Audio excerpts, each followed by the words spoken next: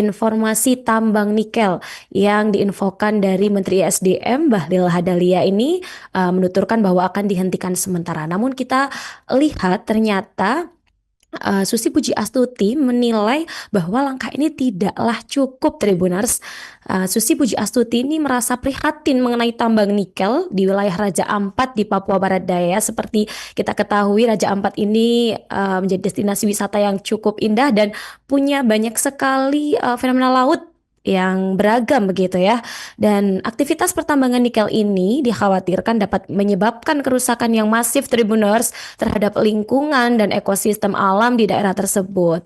Nah, Susi ini juga menilai langkah ini tidak cukup. Jadi perlu ada langkah lanjutan nih terkait pertambangan nikel di Raja Ampat ini harusnya diapakan begitu ya.